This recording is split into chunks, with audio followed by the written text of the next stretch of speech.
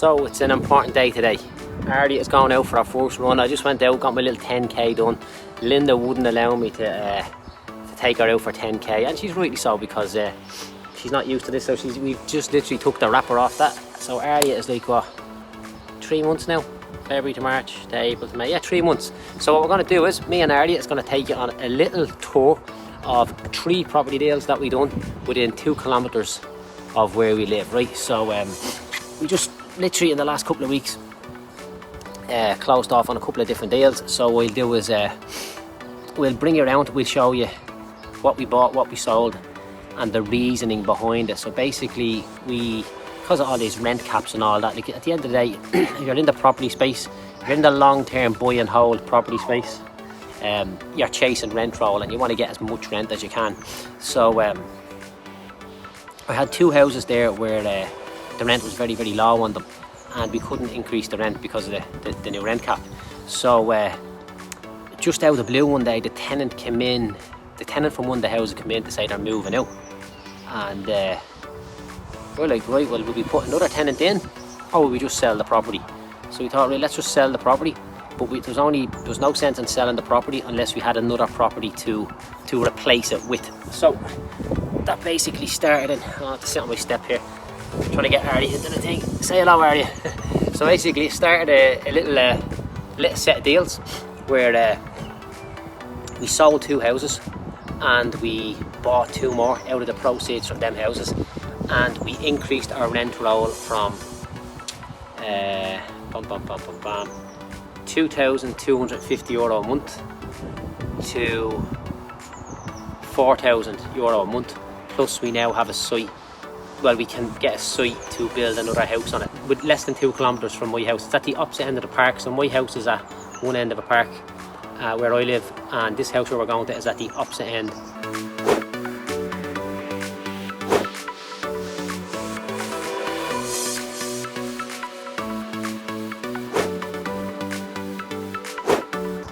And just by magic, we're now at the opposite end of the park, and it's an estate over here. I could probably bring it over, but I just didn't want to get the buggy through the gate there. There's not really a lot to see, right? Like, it's just a standard little estate. Actually, you can see there. So you can see there's a for sale sign over in the garden there, right? So that is a house that I sold, and as I said, the reason why we sold that house was because when we bought the house a couple of years ago, the tenants were actually in the house. We'll talk. We'll talk and record. So when we bought the house, the tenants that were there were in it, and we bought the house for €120,000, and we had it rented to the tenants for €1,400. Now these tenants are literally tenants from heaven. There's no way in the world you would ever put their rent up. There's no way in the world you'd ever want them to leave. They were absolutely amazing. And they just come down and says, we're after buying a house. Actually, they bought a house in that estate down there, right? So everybody doesn't move far around here, you know. So we said, okay, let's see how much we can sell the house for. So we put the house up for $230, I think it was, and in the end we sold it for $225. And like, I don't like paying full market price for houses. I always buy them BMV, below market value, and I can talk to you about that some other time. But the reason why we done it in this instance, I was just looking at it as a swap.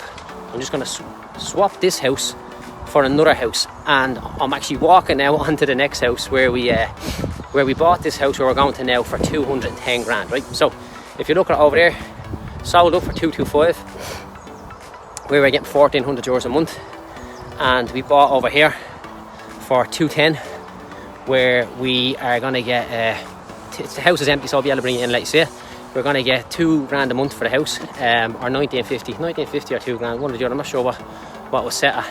But we also have there's like a little bit of an upside on this particular one. The reason being, we have potentially got space to build another house over time. So you'll see that now in a minute.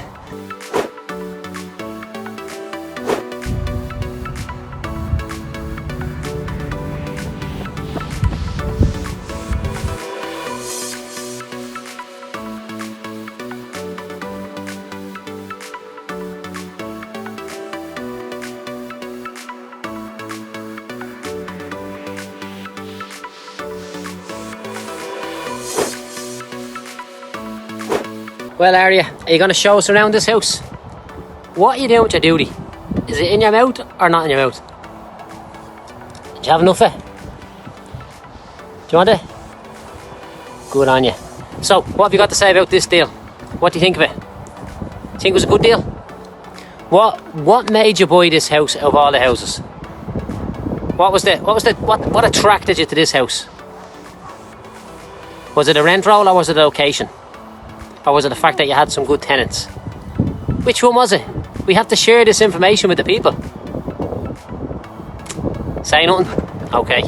See, for a long time I thought it was good to say nothing as well, but now I'm happy to share.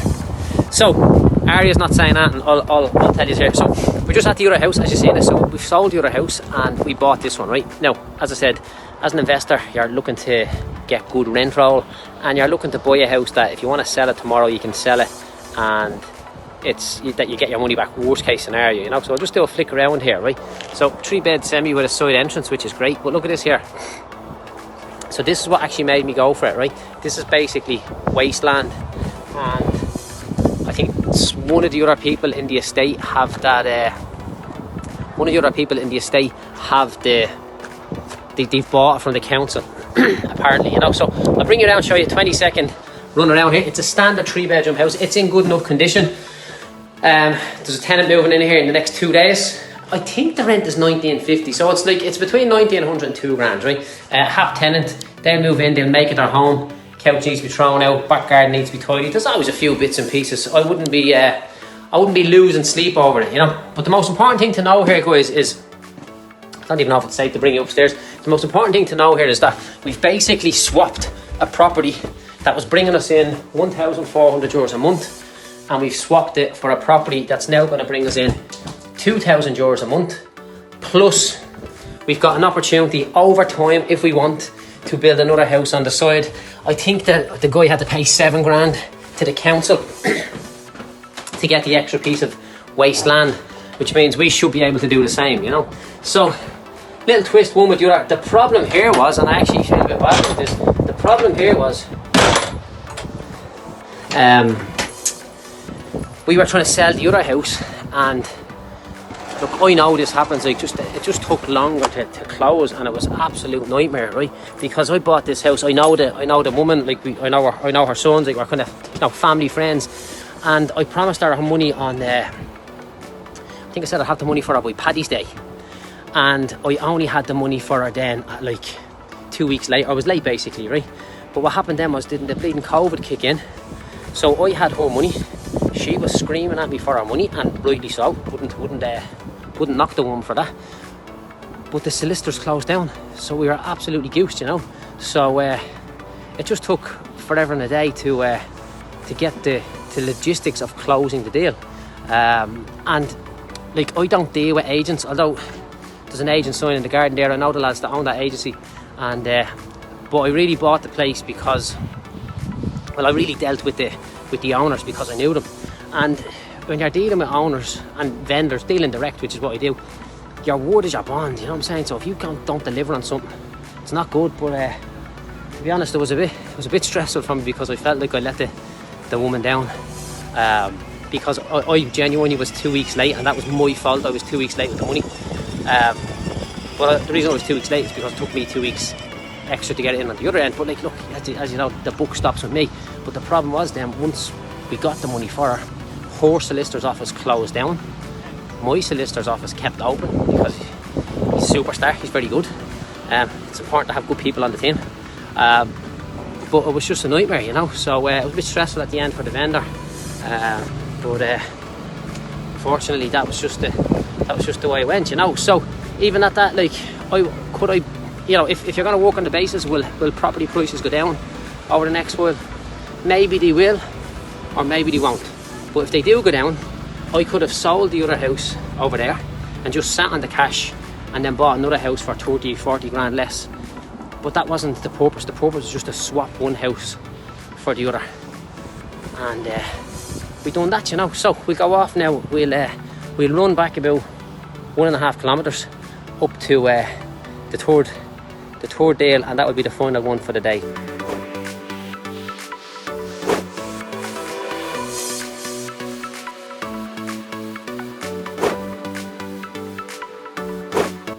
So we're at the last deal of the day. Some little courier come up and broke the window, look at.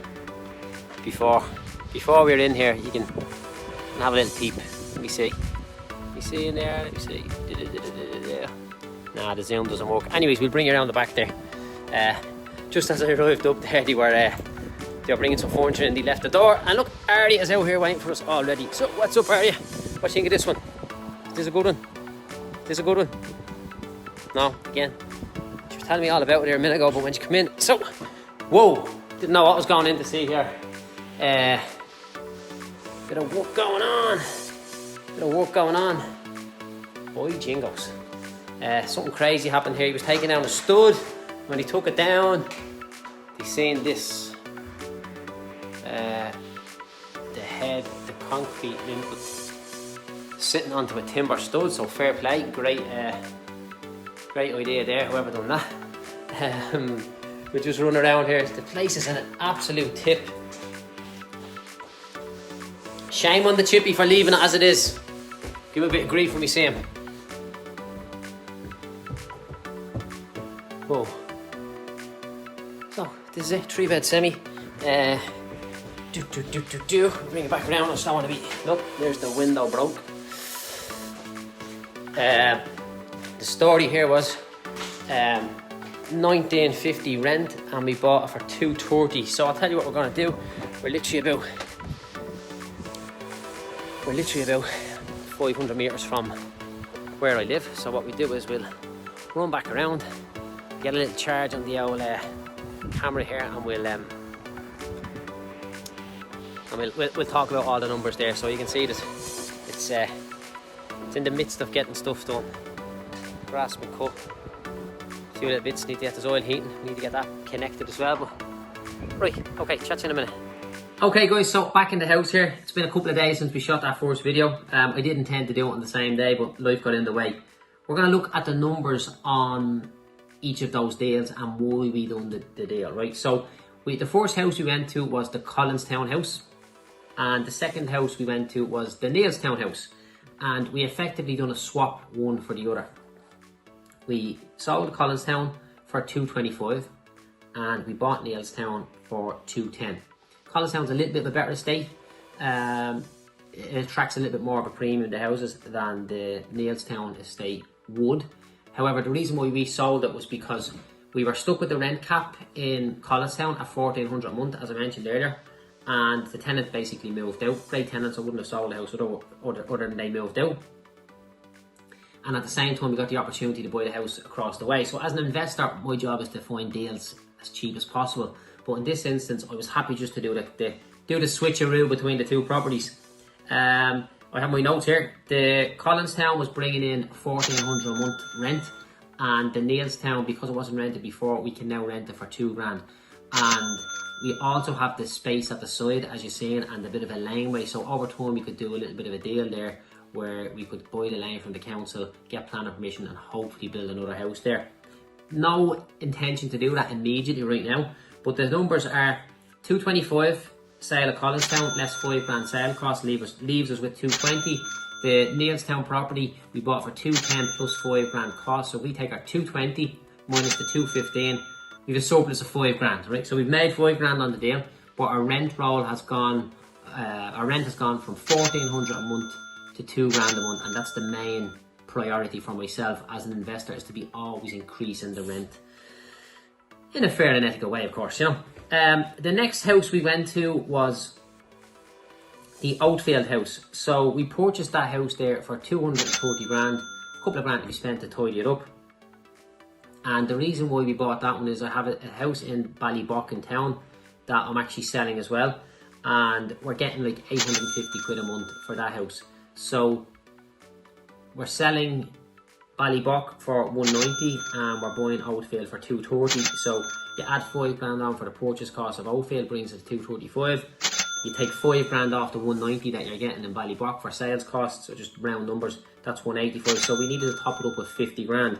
So if we do the numbers here, the Ballybock house is rented for 850 and the Oatfield house is renting for 1950. So that's €1,100 a month uplift on the rent, and I needed to put in 50 grand. So basically for the 50 grand investment, I'm getting an extra €1,100 a month. So that's a good deal in my eyes there, and it's a much better house in Outfield as well.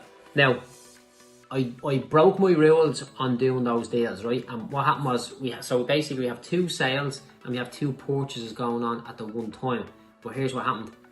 The purchases accelerated, the process of the purchases accelerated a lot faster than the sales, which meant I was in a situation where I had to sign the contracts to buy the 2 houses before I had the contract signed to sell the other 2 houses. So I went out on a limb and then I said, providing a recession doesn't happen in the next 6 weeks, I'll be grand. Look what happened. Right now at this exact moment of time, we're in the middle of the lockdown from the COVID. So I knew I was taking a risk, and I still went and took that risk, and I wouldn't do that again. I still got the sale of the Collinstown house through, which was fine. And at the minute, the Ballybock sale hasn't been finalised. So the problem now is, if the price of the Ballybock house drops, I'm locked in at the higher amount of the Outfield house, which I have paid for and all. So that's a little thing that, you know, that's a mistake like that would make people go broke. But I kind of got caught up in the whole thing, and I'm sure it'll be grand, and I'm in for the long haul, so I'm not too bothered if they do drop or not. If house prices in general drop, I'm not too bothered, only for that one deal that I'm selling. So be interesting to see if the house prices drop. I'll just keep the house in Ballybock. I won't bother selling it, and I'll stick a mortgage onto the Outfield house, and I'll just keep the 2 of them then, you know. And providing the repayments on the mortgage on Outfield are less than the rent received in Ballybock, I'll actually be gaining rather than losing. So, you know, now that I consider it, maybe I should probably just keep the Ballybock house, but who knows. Other than that, guys, you know, hopefully you got a little bit of an understanding as to how these things work and what we're doing. The priority at all times is to be pushing to grow your rent roll. Simple as that. In the past, we were doing room rental and all these different things to get more rent in. It doesn't really sit with me. I like the idea of put a family in, let them make it their home, and just leave them alone. That's really it. All of our rent is, most of our tenants are all paying by HAP, so that suits me down to the ground. So we've got all this COVID stuff that's going on right now. So far, the rents are still coming in by the HAP, which is the social welfare. So look, I'm happy out on that. If anybody has any questions or anything like that, and they want to learn a few bits about this stuff, or they want to get an understanding, drop me a message. You can catch me at info@joedoyle.ie. I'm pretty much there the whole time. But other than that, thank you for watching. See you at the top.